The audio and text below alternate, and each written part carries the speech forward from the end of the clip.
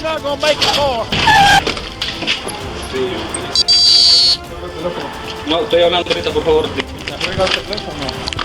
Sí. Juega el teléfono.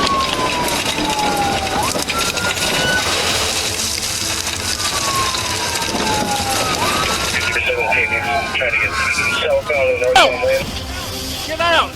Tires are flat! Move! Get the bat down. Drop the bat, man.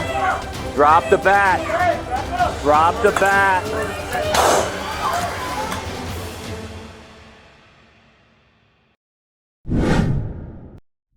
On the night of December 31st, 2017, Douglas County deputies responded to an apartment complex in Highlands Ranch after a 911 call from Matthew Reel, the third time they had been dispatched to the address in a short span. But what seemed like a routine call quickly turned into a deadly ambush. Okay, hello. Hey, how are you? Good. What's going on tonight? Yeah, well, my roommate freaked out on me and came at me. I even put a laser in his face and I'm surprised he didn't go. Why don't you come out here with this guy right here? You mind if I come in and talk with you, sir? Is he on anything? Does he have any mental disabilities or? Not that I know of. Did you guys get in a physical altercation tonight? Okay. I'm just kidding. As officers approached, Matthew Ryle opened the door twice. And on the second time, he suddenly opened fire from the bedroom. Deputy Zachary Parrish was hit multiple times and collapsed on the spot, while 4 fellow officers were wounded trying to pull him out and retreat under a hail of bullets. It all happened so fast, none of them had a chance to fight back. Sheriff's office!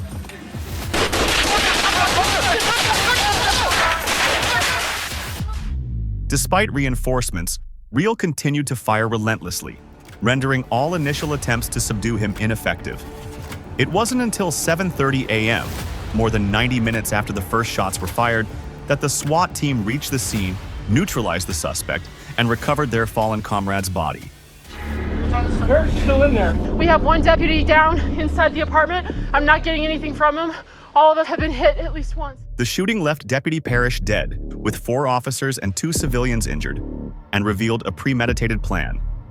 Matthew Reel, a former medic who served in Iraq, had a history of mental illness. In the weeks leading up to the attack, he repeatedly posted videos attacking the police, exposing a simmering hatred that had been festering for some time. One's down with medical and SWAT on the way.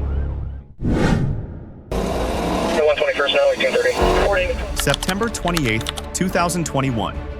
Minnesota Anoka, police identified a rape suspect wanted on an outstanding warrant.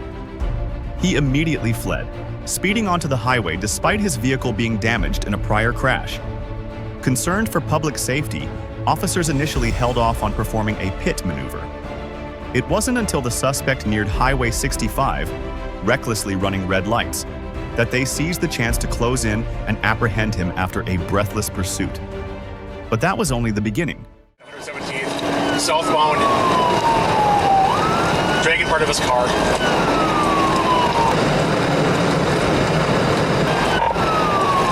Passing 113th, coming up to 109th, I'm going to back off with a lot of traffic.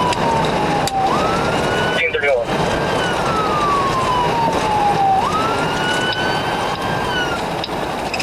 Passing 109th.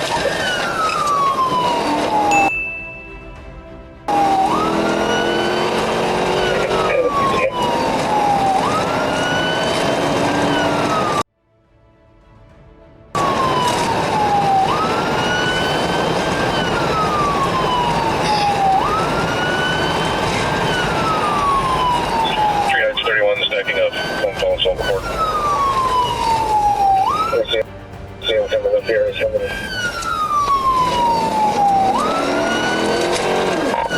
Right lane.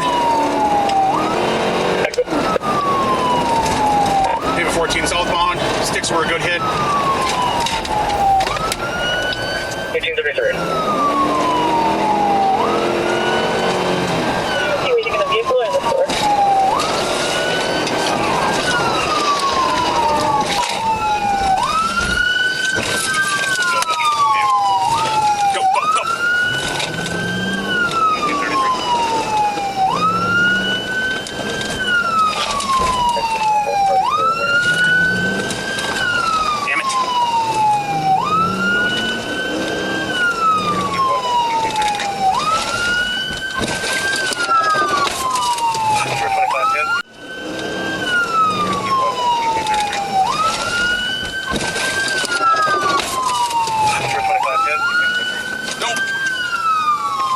in the ditch.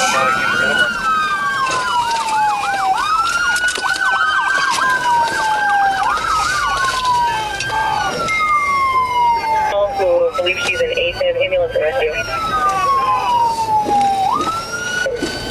8234.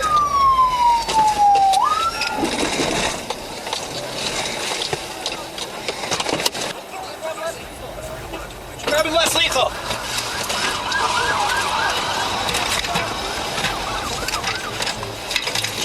Guys, keep your cover. Oh, you know.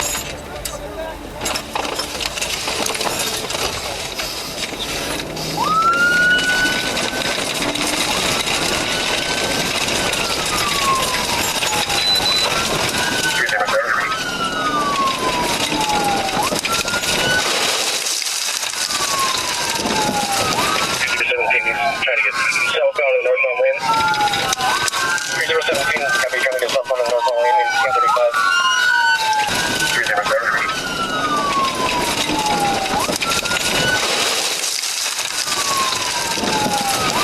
3017, trying to get southbound and northbound lane. After a series of desperate swerves, the suspect veered onto the grassy median, scrambling in a final fleeting moment of freedom.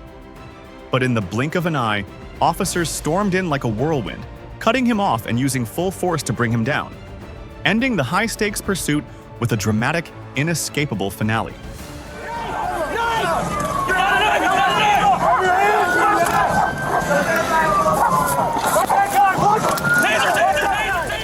In the end, the suspect was apprehended in a moment of sheer desperation.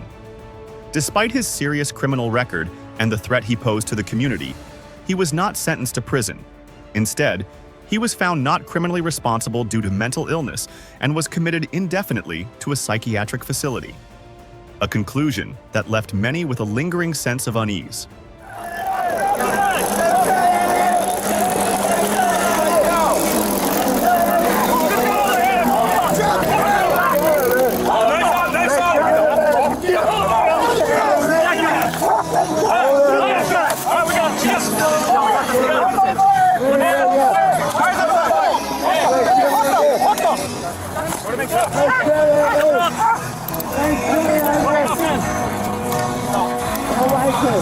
I got it. Let's get away from the door. 49. Watch his head. You got something to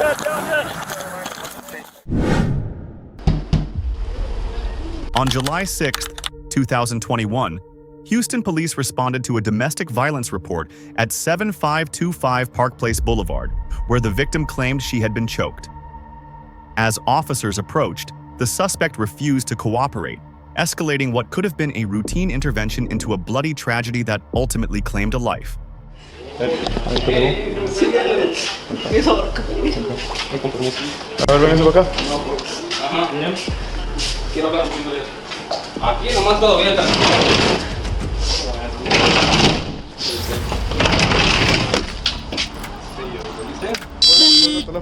No, estoy hablando ahorita, por favor. Disculpe. Cuelga el teléfono. Ey, cuelga el teléfono. Ey, ¿qué pasa? Ey, bro.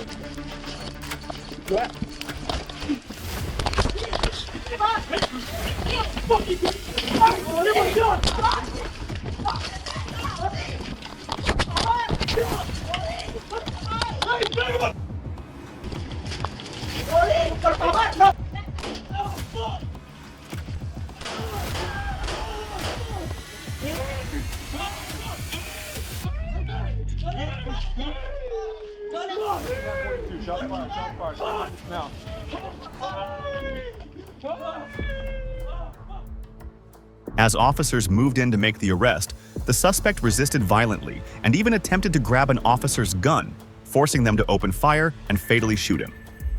His identity has not yet been released.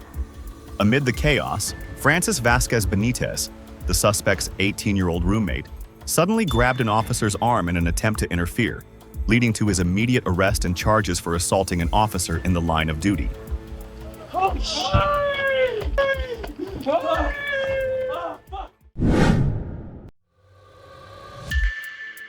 On April 18, 2020, in San Leandro, California, Officer Jason Fletcher responded to an emergency call about a suspected shoplifter wielding a baseball bat inside a Walmart store.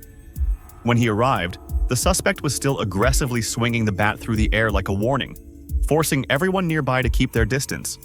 And no one could have known that tragedy was just moments away. Get the bat down. Drop the bat, man. Drop the bat. Drop the bat.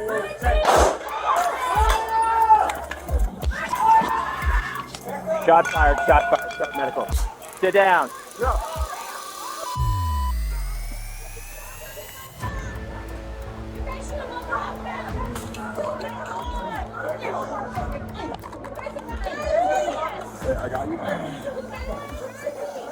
After repeatedly issuing commands to no avail, Officer Jason Fletcher shot Stephen Taylor during an extremely tense moment.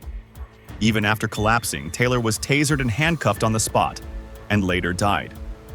Fletcher was charged with manslaughter, igniting fierce debate over the line between justified self-defense and abuse of authority. Shot fired, start medical.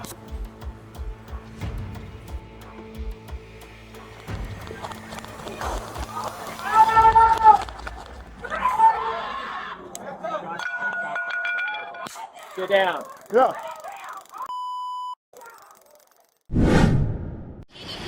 Now you just had a wreck. Break glass! Get out the car! Get out!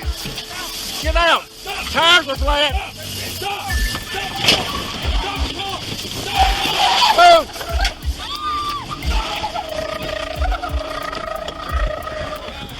On July 15th, 2022, in Byron, Georgia, an SUV driver sped out of control, repeatedly veering into other lanes and nearly causing accidents, prompting panicked residents to call for help. Facing a clear threat, both police and witnesses attempted to block the vehicle, but the situation quickly escalated beyond control.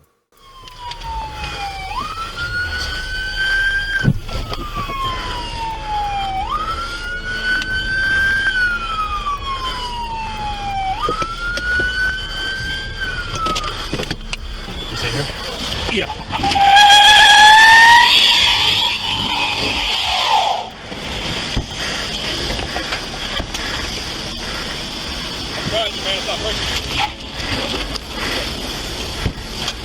She's not gonna make it far.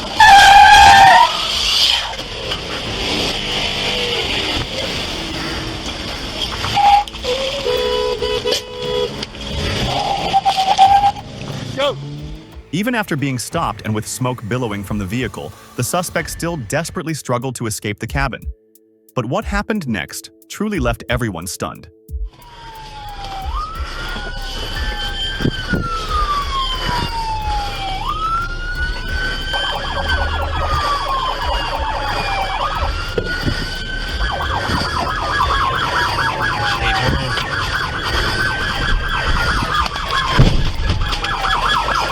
Didn't want to do that.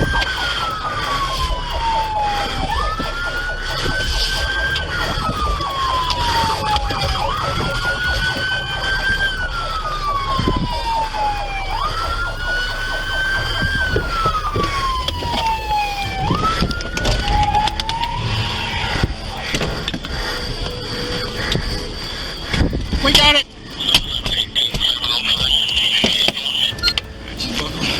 I know I'm bubbled, sir. I know I'm bubbled, sir. Yeah. Sir. I didn't do anything. I didn't do it, sir. You just tried to kill 10 people. No, I didn't, sir. Alex, push my No. Sir, stop. Sir, I didn't do that. Stop. Stop. I didn't. Most shocking of all was the discovery of a young girl inside the vehicle, an unwitting victim caught in the middle of the harrowing chase. Several civilians risked their safety to reach and protect her. Fortunately, the child was unharmed. Hibbert now faces a string of serious charges: assaulting police officers, reckless driving, fleeing, and damaging public property. You could have killed that kid. I didn't do anything. Yes, you did. You almost killed 3 fucking people. How? What did I do? Don't even ask how. How? You killed 3 people. Put her in my car. Yeah.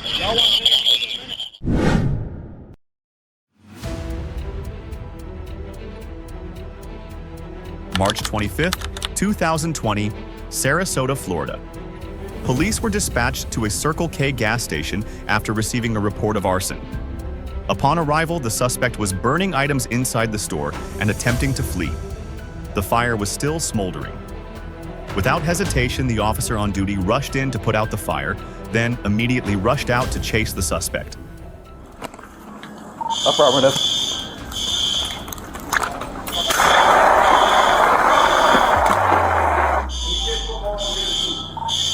6-1, I got the fire out.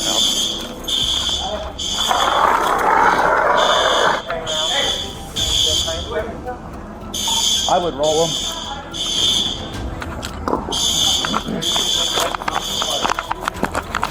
Where'd you go? This way? Hey! Stop! Stop! Get on the ground!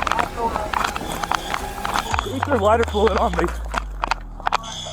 Bruce suddenly sprayed a flammable liquid into the officer's face, then hurled a can of paint at his leg. When another officer arrived to assist and ordered him to the ground, he continued to resist, pouring gasoline onto the patrol car's hood and preparing to set it ablaze. Faced with the brink of disaster, the officer had no choice but to act, stepping on the gas and ramming straight into the suspect.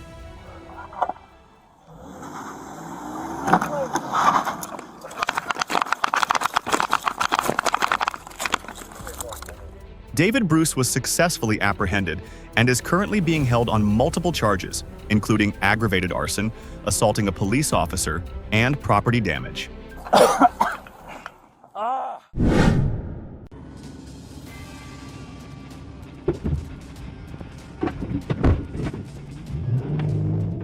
On April 12, 2021, in Carroll County, Georgia, a high-speed chase erupted when 28-year-old Pier Shelton, a suspect in a robbery, ignored police orders to stop and sped away.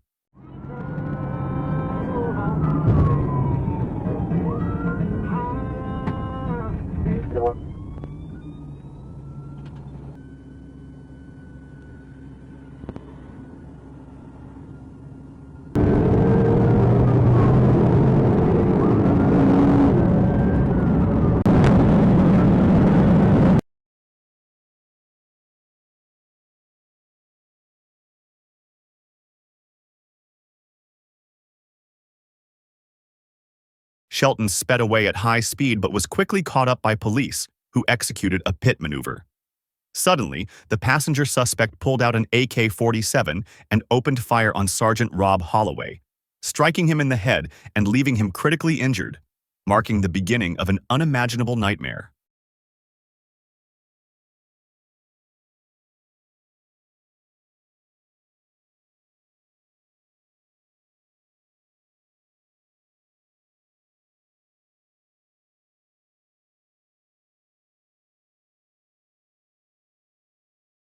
Finally, after all the efforts from the police, only 3 officers were injured, but the suspect was shot dead at the scene. Pier Shelton, the driver in this case, was sentenced to life in prison and an additional 190 years for related charges. Luxury vehicle convoy. They're moving pretty good. On the night of February 18, 2024, a group of reckless teenagers broke into a luxury car dealership, stealing 9 high-end vehicles worth over $583,000. But before they could enjoy their haul, police tracked them down, launching a breathless chase that spanned more than 40 miles across multiple counties. The white Range Rover, southbound on the freeway. West Dallas 306, we're in pursuit of several Range Rover, southbound 894, passing Cleveland right now. We're on a Range Rover, slow on speed, tires gonna come off, gonna blow. The driver sped onto the crowded freeway at nearly 100 miles per hour, ignoring the badly damaged tires, still recklessly accelerating, as if there was nothing left to lose.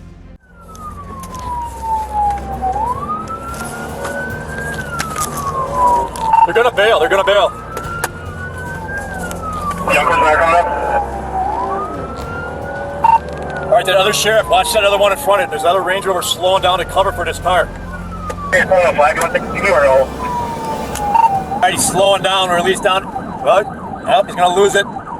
Nope, slowing down, 90. We're gonna lose it, he's gonna lose it, he's gonna lose it. Crash, crash, crash, crash, crash, crash. Only when the car reached its breaking point Unable to hold on any longer, did it spin out of control and crash into a guardrail, giving police the chance to move in and make the arrest. Calvin Valentine, 17, was charged with theft, unauthorized vehicle use, and property damage. He pled guilty and was sentenced to 2 years in prison. The remaining 8 suspects are still at large, and 6 of the 9 stolen vehicles have been recovered in Chicago, Deerfield, and Wisconsin. Everyone chill. We're good. I'm on the phone with my mom. Get in the car.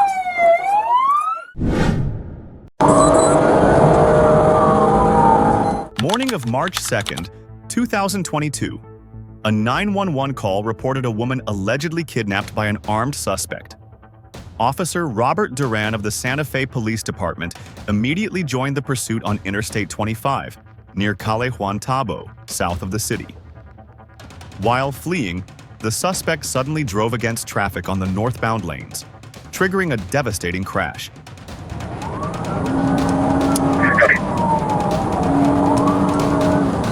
You're at the 290, you're heading north.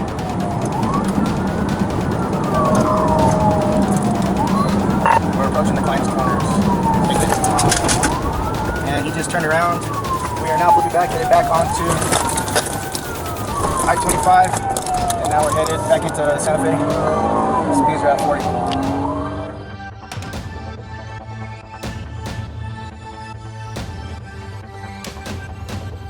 During the high-speed chase, one officer narrowly dodged the oncoming car, but those behind weren't so lucky.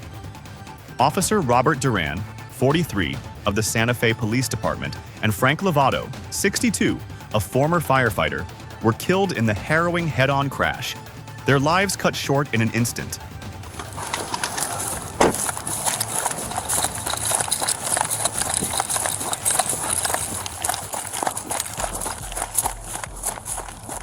I don't know exactly what's going on, but expedite me if you can. And see why I'm markers above us, please.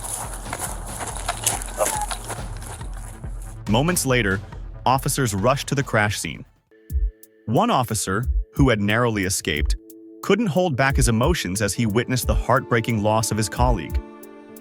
He broke down in tears, overwhelmed by the devastating sacrifice. My fucking brother.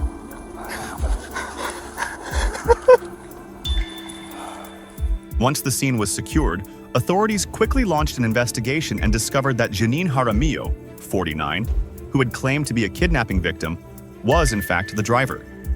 DNA found on the airbag exposed her lie. On March 5th, Jaramillo was arrested in Albuquerque and booked into the Santa Fe County Jail on 13 serious charges, including 2 counts of first-degree murder, kidnapping, theft, and multiple reckless driving offenses.